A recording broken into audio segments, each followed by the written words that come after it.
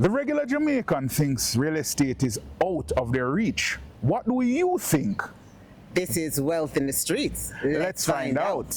First and foremost, what does wealth mean to you? Health. Because once you're healthy, you can go after whatever you want. Health is wealth. I keep saying that to myself, and I believe it. If you don't have health, don't even bother step out the front door, say you're going to do anything. Because if you can't sustain what you're doing.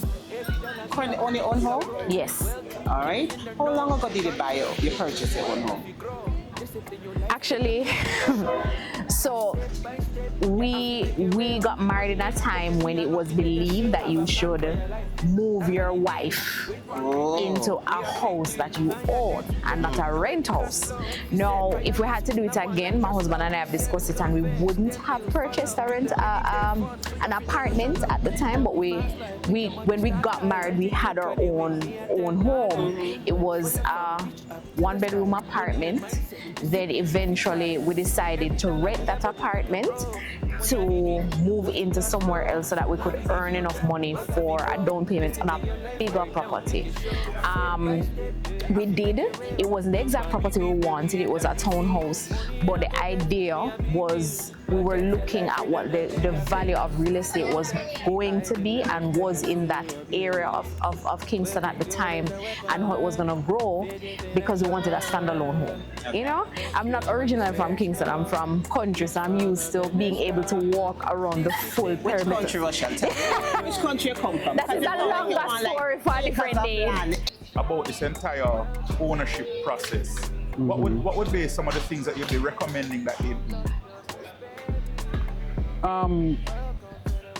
Well, first of all, stay calm. Seek the advice where you can get it from.